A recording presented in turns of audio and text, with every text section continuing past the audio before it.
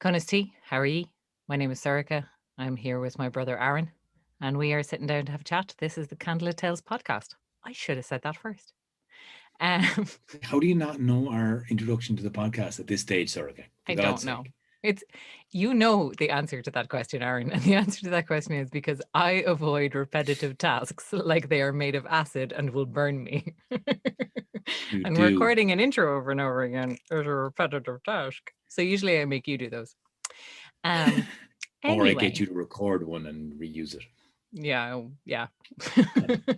That's the other strategy. So welcome to the Candlelittales podcast. We're sitting down for a little chat about the story of Brendan or Brandon or both, the Navigator. And Fucker. yeah, well, listen, as I said, I did the exact same thing with the taking of Biddy Purcell or Purcell or Purcell because I called her three different things in the same At story. least I started out at the start of the story and called him Brendan for ages. And then I just decided halfway through to call him Brandon. It's very confusing. It's Mount Brandon, all right? That's the mountain I know. You go up Brandon. That's my association with him. It's very hard to understand. You climb Brandon, but you sail Brendan.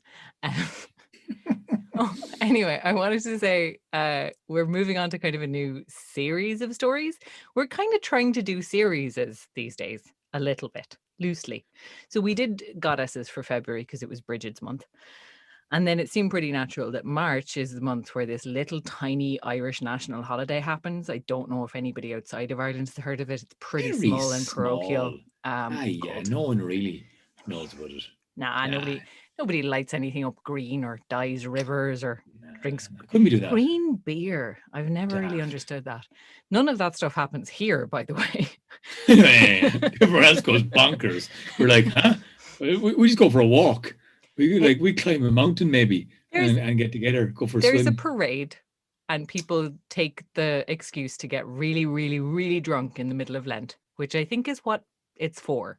To be honest, most Irish people just have a couple of drinks. Everyone else comes here and gets locked and goes, the Irish are great for drinking. And this day we're like, yeah, not today. I don't know, man. There's a contingent of people / me in my 20s who really just go, Paddy's Day. Let's buy 17 bottles of wine and competitively drink them.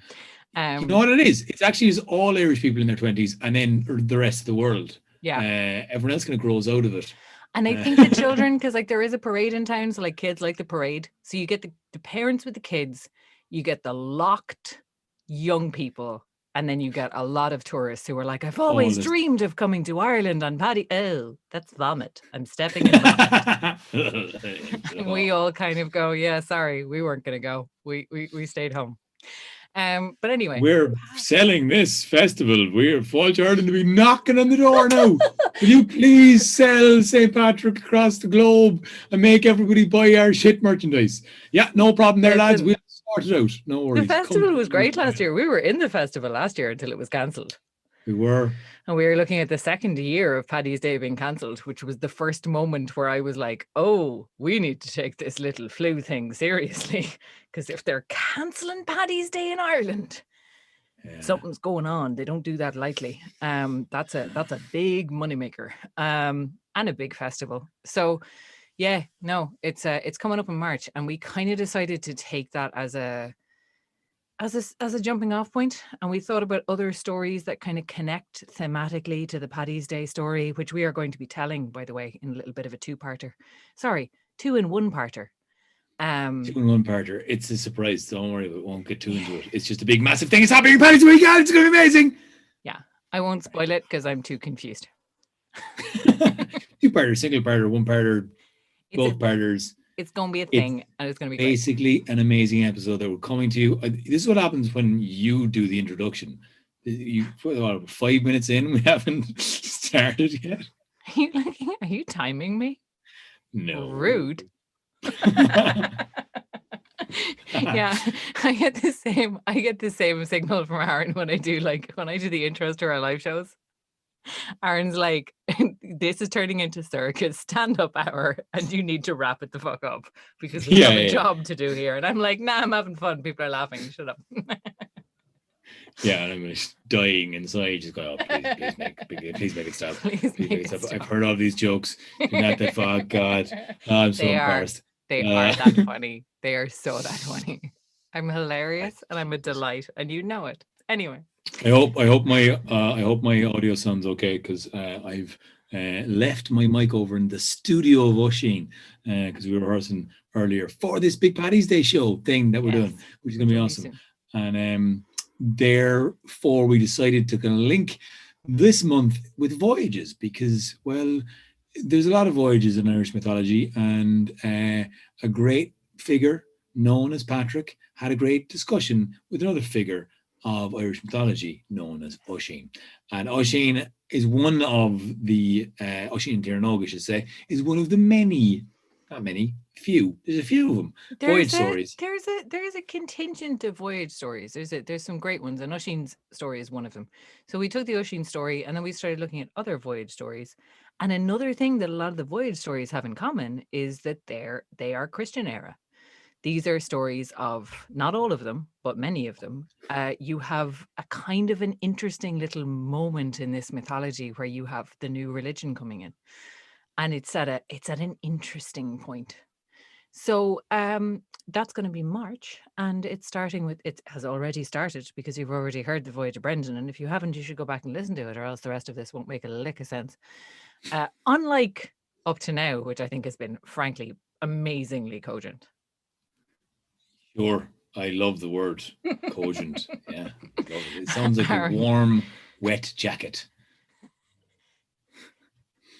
Yeah, How dare you? warm. That's how I want Get that image. You know what? This is like, I was really enjoying a playlist I was listening to, and it was on Spotify. It was one of those pre-generated ones, and then the algorithm decided I would like another song, and I threw my headphones across the room because I was like, no, wrong. Bad song. That was my reaction to your description of the word cogent. I mean, I keep on wondering why we have to buy you new headphones. Makes sense suddenly. She just keeps flinging your headphones across the room. Seriously, all of my headphones are broken, except this pair. These are my ones that live in the office. So the voyage, without further ado, of Brendan. Or Brandon. He's a good guy.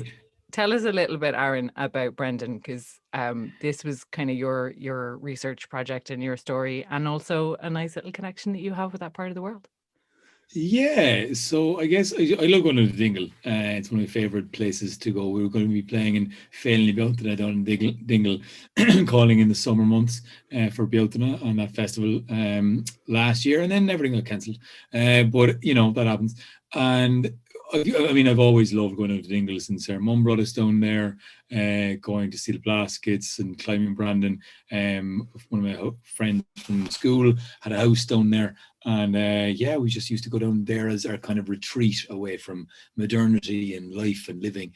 And it's just it's a kind of a magical place in the country. Like, even if you're from Ireland, you go to the Dingle Peninsula, you're always blown away. Like, there's the Gap of Dunlow, the beaches, the whole beach around Brandon, which is the opposite side of Dingle, which everyone goes to, and then the opposite side is just as breathtaking. And it's just the cliffs, the walks, the nature of it all is beautiful. And Brandon is one of those mountains that you kind of, it's fucking hard to describe Brandon. Like, if you've ever climbed it, you kind of know what I mean. There are bigger mountains in Ireland. There are more kind of scenic mountains. There's just something about Brandon.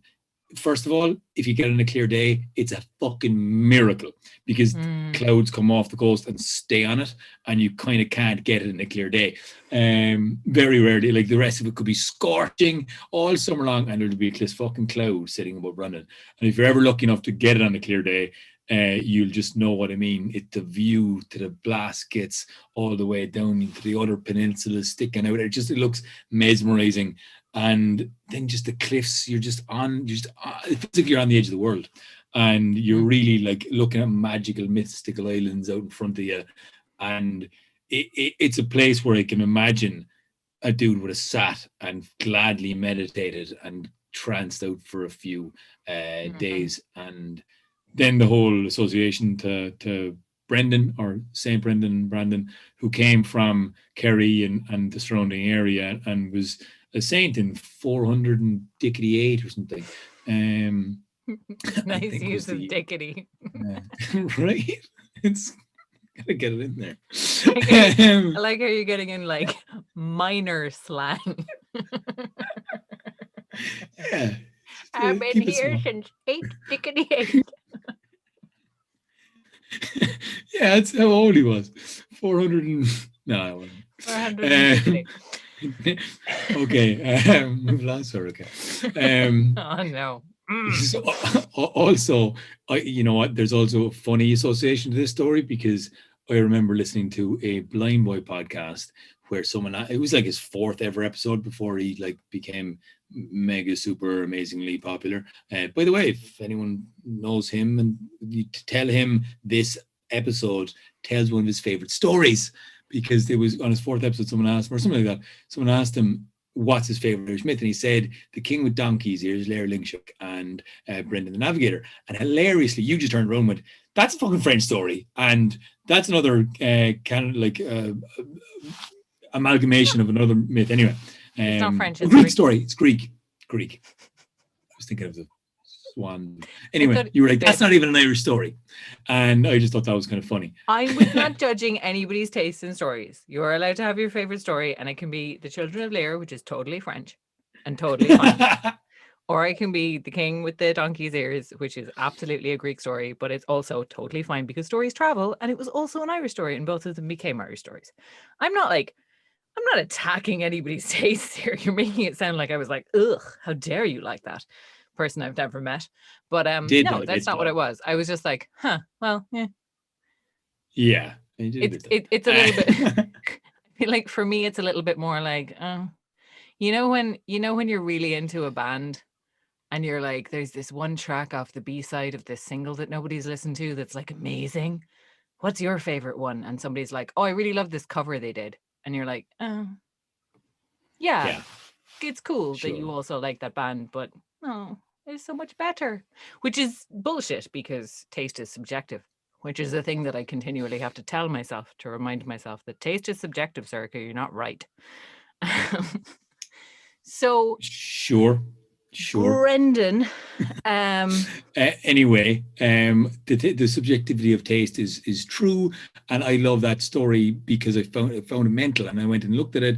I didn't actually know when I heard it again. It was one of those ones. It was like, oh, hey, look, I'm no expert in Irish mythology. I just now read a lot, but back then I didn't know this story, and I kind of went and looked it up, and then we had been telling the voyage of Mael Doon, and I was like, hang on. These are literally the same story, or like half of it. It's like, and the more you read about it, you realize that, right, the one was written down, then kind of one was a saint, one was maybe an older story, it's a total chicken and egg thing. No one seems to know.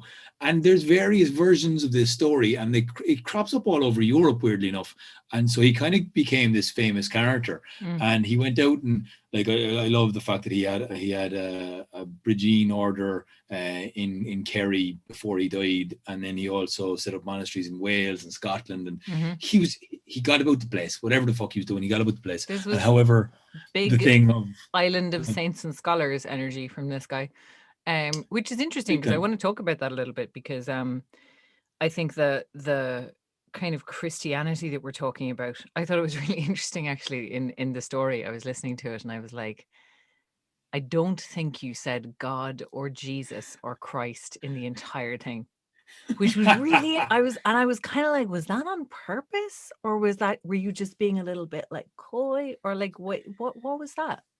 So I think I have probably grown up with I just certainly dissociated from my youthful associations with the word God, and I guess I've gone through a bit of a thinking and a feeling away from really liking organized religion and associating God and Jesus with organized religion, and yet pulling back from and looking back at Brendan and respecting the old ways of belief in Ireland, and not tarring every century with the same brush that the last 100 years got, which is definitely unfair. And, you know, Ireland had a massive power vacuum where the government basically had an awful lot of the power to the church in this country after the British left, and that just ended badly, very, very, very badly. But then to say that all the Catholics did in Ireland was bad is too simplistic. So there And is a bit of yeah. a kind of, And I think that's worth addressing, especially maybe for people who are listening who aren't Irish, because there's a massive amount of, I think, baggage around Christianity in Ireland. And I mean that like both in a positive and in a negative sense. I think they're like, because there are still an awful lot of people in Ireland who are Catholic and or Protestant. That's an important distinction here. Which flavor of Christian are you? Which is all kinds of tied up with heritage and nationalism and, you know, colonialism and that whole past and that whole history. And it's all like real sticky and real difficult. So there's a huge amount of identity stuff around it as well.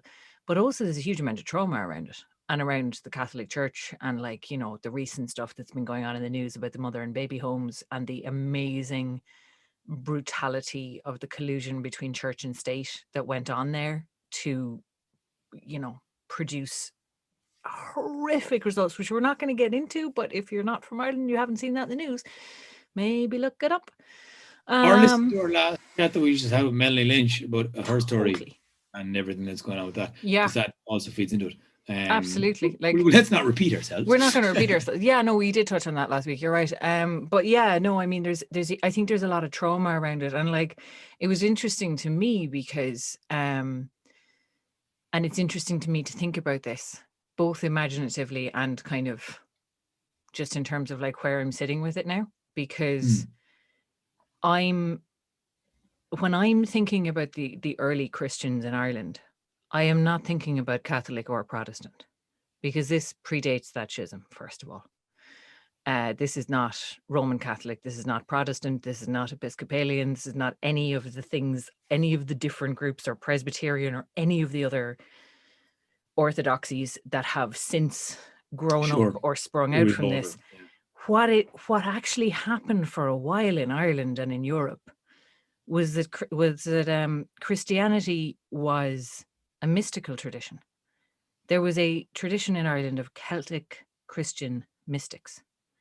And these were the guys who, like, were, if anybody has seen like the Skelligs, it's in Star Wars. Yeah. Fail. Never as that again. Just, you know, as a visual reference, because it looks fucking beautiful aside from the weird CGI aliens in it. But like, these are like stone huts that are built on a bit of rock that looks like a monster's tooth sticking up out of the ocean. And this was a tradition of silence and meditation and community. So they were these tiny communities in really marginal parts of the land where you went to be close to God. And that's what it was. That's kind of what it was about. And like, I had a very, you know, we both grew up in I would say a culturally Catholic rather than personally Catholic situation, because neither of our parents were particularly into dragging us to mass every Sunday.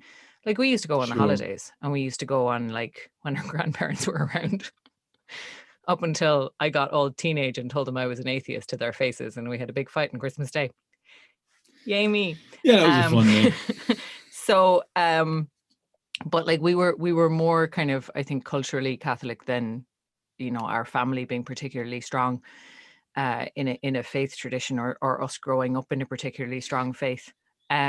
So, but it still was something that I found difficult and confining, and something that I felt very resentful about and very angry about. You know, the role it had played. I used to have spectacular arguments in school with religion teachers. I remember a nun explaining to us why homosexuality was wrong, because we were created with a sexuality that was supposed to honor God. And I turned around and said to her, by that logic, sister, celibacy is as wrong as homosexuality. So where does that put you? She didn't answer. Which was like, again, teenage Circa, angry young woman. But I had some good one-liners. That's probably a fucking great line. That was probably my best one ever, to be honest. Yeah, you're never going to top that one. Never going to talk. She pretended she didn't hear me and left the room, by the way, just in case anyone wants to know how that landed. That played out. Not great. But I think it's worth noting. Like I think that was very strong in my mind as well. And I talked about this with you, and I talked with a couple of friends of like, I guess the reclaiming, and I guess John O'Donoghue speaks about this amazing. He's a Celtic mystic, you know, there's a guy who was a priest, left the priesthood because of many reasons or whatever, and but still spoke beautifully in Irish. Went back to the land, went back to the sense of belonging that is fucking in this old ass island and many of the islands around it. You know, like you can't get away from it. It's just, it's in the fucking stones, it's in the bedrock. It's beautiful and it's tragic. And sometimes, you know, you get a wave or something. And like on Valentia Island last year, actually, I was looking across at the Dingle Peninsula, and it's a beautiful like view of it. I hadn't seen it from that point of view before. And there was a little mass kind of center, little a mass fucking thing. You mean a mass rock? And mass rock, thank you. Yeah, mass rocks. Well, this was part of the tradition too, which and it was, but again, you go to those places and there was a beautiful sense of serenity and peace. And I've left my Catholic belief behind. I've, you know, developed my own ideas, and you know, most of them stemming somewhere between atheism and agnosticism and really fucking denoism, but I'm okay with it all as isms, and you know, the going with the flow stuff. And I guess being aware of that level of silence and stillness when you walk into a space is, and that's just because there was a lot of prayer there, and there was a lot of like beautiful synchronicity, teaming up, tapping in, whatever it is, but it was there and it was in the ground, and it was, you know, I felt it just by passing a mass rock. And the mass rocks, you know, they kept education alive in Ireland for a long last time. They kept the Irish language alive for longer than it ever would have survived, since it was completely illegal. But I mean, it was, you know, the penal law period was again a massive trauma in the culture that is still kind of being carried. And this, you're right, that was one of the things that happened, was people would gather to worship at mass rocks because their worship was illegal. And that's how it became so tied to ideas of identity and nationality, because there's nothing like serious persecution to get people to really dig into something and hang on tight. And I will say as well, I mean, like there's an aspect of the getting rid of all of this, completely alienating ourselves from church and we see it now, the idea of not being able to congregate and how difficult that's affecting us mentally. But there's a spiritual aspect in congregating as well, and there's a community, a communal tapping into the unconscious that we get when we sing together, chant together, pray together, be silent together, kneel together. All of that's sacred. That's just something that we tune into, like something that's just even the same thought, and it somehow enhances our kind of mind and our function and all the rest. So without that, and with the kind of leaving behind, I guess, church, and you go to churches, they're so empty now, you know, across Ireland. And they are, you know, and they absolutely are. And like there are people who are reclaiming those spaces and running masses in the community, in communities that don't have priests, or there were before and last year. One of the reasons I think yoga has gone through the roof as like it's basically a newfound religion. It's like introducing people to meditation and chanting that never would have had that introduction, especially in Ireland. You know, it's kind of cut off from the rest of the world in a way, in areas. So we have a difficulty finding some form of, and I don't want to call it moral learning or education, because that's not the fucking right thing to call it. But at the same time, there is something. You're right. It leaves a gap. It leaves a gap in, like, when there is one religion that holds all that is sacred, religion betrays people to the extent that it did. Here. Hang on. I'm going it becomes on Borky with my microphone. Oh dear. Oh no. I thought you were having the technical difficulties today. All the lights are still on. I don't know what's happening. This is my microphone, Zoom. Please use it. So I apologize if I sounded different there for a second. But yeah, when you hand all of it to one religion and then that religion betrays you, what is the place of the sacred in the society then and in the culture? Yeah. And I think that's a difficult one. I think it's a one that in Yeah. Ireland we have not reckoned with, because we have not fully reckoned with that No. loss. And like, you know, I think that's not something that is done lightly or easily. I also think that part of the resurgence of interest in Irish mythology is coming from that need for connection and community, and like getting people together the way we used to and tell them stories was part of it too. But like I didn't get right Yeah. with And I think God and Jesus before I started reading Meister Eckhart, who was a German Christian mystic who is like wonderful and he escaped being excommunicated because he died on the way to his trial, which is the only reason no that I think way. his Class. texts weren't destroyed. But he was wonderful. Like he wrote Wow. stuff that if you read it today, it feels like it was written today. Like if you read the translations of his stuff, because he talks about equality, he talks about social justice, he talks about feminism in terms like gender equality, social equality. He talks about just like he says things like putting a form on God is like putting a blanket over God's head and shoving her under a bench. Like imagining a form on God is such a diminishment. And he's just great. Highly recommend. But also was kind of like I Yeah. said, I needed to be reading, I needed to come across something from that tradition.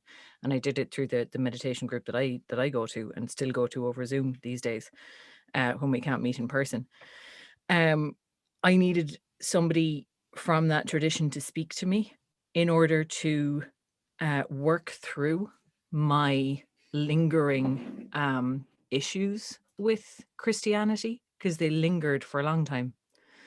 I don't think they're there anymore, because I think I'm definitely more comfortable now when I'm storytelling and actually like talking about it without euphemism, and kind of saying like, he believed in God and he believed in the Holy Spirit and he believed in Jesus, those kind of words, which are like Yeah.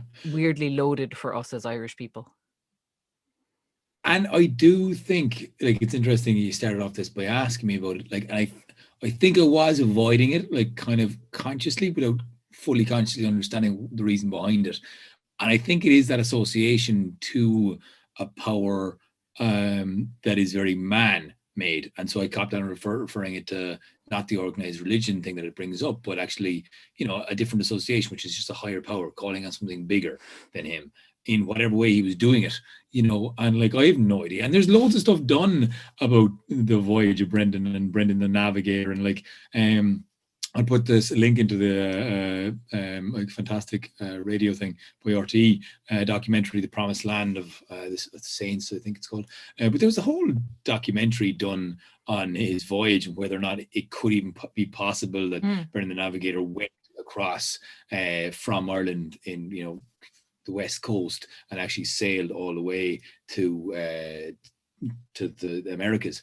And so they did it from Galway, and they did it in a I think they do it from Kerry. But yeah, no, I mean anyway. there were people working on that, and actually another person who worked in that kind of recreation of pilgrimage was Danny Sheehy, who was the great friend of our mum's, and the reason that she visited Kerry as often as she did, and we went up Mount Brandon as often as we did, and out to the Blashgades as often as we did, who was a wonderful, wonderful man, poet and fisherman and writer of wonderful books, Oscailge, and he had beautiful Irish as well. I still have Danny in a recording, and he was reading a piece of Old Irish in Cuchullin's Lament for one of the gigs we did early days when we were doing when we were trying to figure out a melody to go along with For Shadows the Tawn. Lament.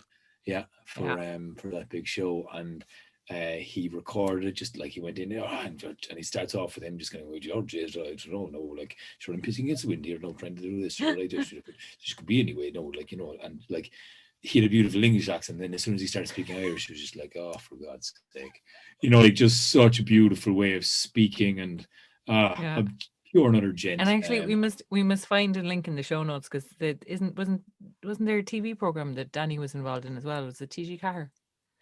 It Yeah, might still TG be up Carr on the did an player. amazing documentary. It might be on the player. Mum has it recorded, of course she does. Of course she does. And but, he, you know, he in a basically tried to shareable form. replicate the idea.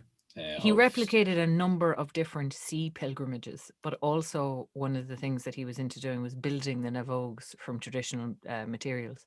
The navogue or the curragh is the traditional vessel, and they look like beetles. They look like, you know, they're these wooden framed boats that are, you know, it's stretched canvas over them, and then the canvas is tarred to keep it waterproof. But I remember seeing him down by the harbour in Corcoguino when they launched a navogue that they'd built with their own hands, and he got the other fellas to get out of the boat for a minute, and I've never seen a man dance in a boat before, but he made the boat dance, and it was just so beautiful. And like, that was one of the things, actually, like, I remember one of the reasons I love the Kester story still is that one of the texts I read about it early on said she landed in Corcoguina. Yeah. And I was like, oh, I've been there. Yeah, and it's beautiful. God damn it. I only mentioned it, Danny, like, fuck's sake, he died he drowned, like, you know, on the second pilgrimage he went on, and like, you couldn't imagine. Was it the second or wasn't it the second pilgrimage he ever went? Well, it was the second one he did. It was his time he went. The first time they did the Camino, they did the whole trail of the Camino from Ireland in a navogue, the fucking lunatics. And then he went with Liam O'Whalig, and the second one was in the boat. Liam O'Whalig. Liam O'Malley, sorry, Jesus. There was another. I'm fucking shite at names. But anyway, there was a rake of other ones. Glenn Hanser was in the first one as well. And he linked in with, I think there was more than two. I think there were various. There was four in people. total. And then they kind of swapped them out. And then so they sailed to the end of the Camino. They had a massive party. They kept on having parties every time they went, and they were playing tunes and the box and everything. It was great crack. And then they went back there the following year, and their idea was to sail around Portugal and row around Portugal, because the navogues that he was building were ones you'd have to row. The ones that the Navigator went off and was bigger. 17 men or 20 men could fit in it. Yeah, you can put a sail on them as well. They do have tar or whatever you do now, but I think I called it leather in the story. I think you called it leather in the story. I wasn't going to say anything, but you know, oxide. Yeah, I was in a flow. Leather. I don't know. You probably, I guess, tar them either way.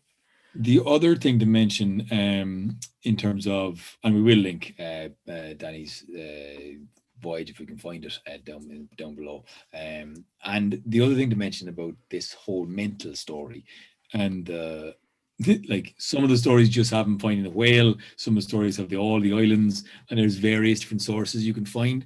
And so I was kind of like in between a rock and a hard place, trying to decide whether or not to actually tell it all in the, like, I'm never one to avoid or leave out mad stories or mad islands or madness in general. And I love it. I love all the twists and all the turns. And I just felt that we're going to do the voyage of Mael Doon. And because they're so similar, and some of the islands are so similar, it's almost a bit repetitive. And there was something a little bit like, these could have been kind of visions.